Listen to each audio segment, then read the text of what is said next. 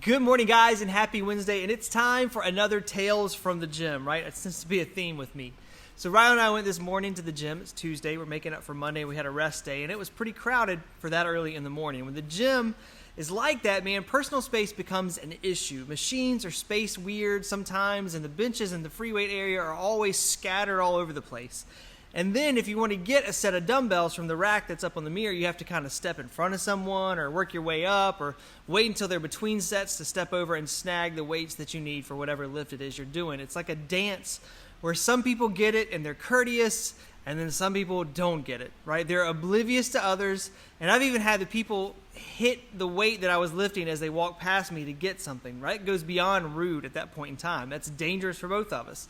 If you're in the gym this week at all or next week or at all, please be one of those considerate people that respects other people's personal space when they're working out. It's my little PSA for the 5 for 5 today. But it's not just in the gym. In high school, I had a friend that was a close talker. Now, if you've ever had a friend or family member that was a close talker, you totally understand what that phrase, what that word means. My friend was great, loved him to death, but anytime that he wanted to talk with you, there was going to be a slightly uncomfortable amount of eye contact.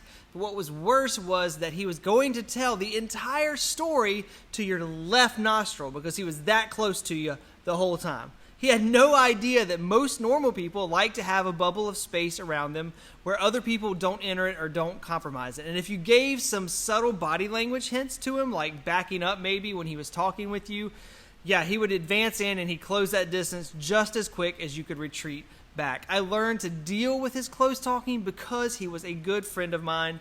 But still, to this day, when people crash into my personal space, I think back to my friend from high school. But you know, there is a time when a lack of personal space is actually a blessing. I know that sounds really, really weird, so follow me with this. But in Psalm 139, David paints this picture of God being incredibly close to us.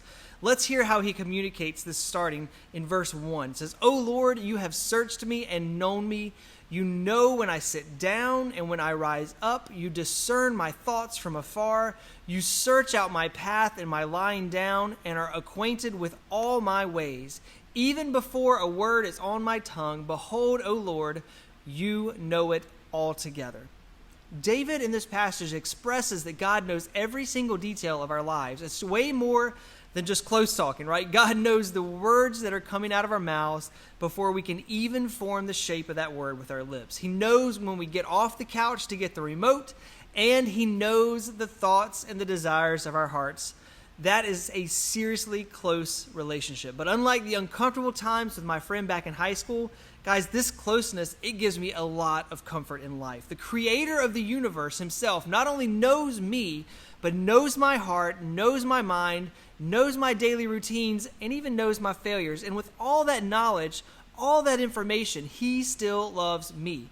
How amazing is that? I never thought I would be thankful that someone is all up in my space, but when it's God, man, I say bring it on. The closer I feel his presence, the safer I feel in the fallen world that we're working through right now. Knowing that I'm never alone gives me so much hope, right? So when someone gets in your space at work or at home, take a step back, literally, right? Because we need that space. And then thank God for how close he is to his children.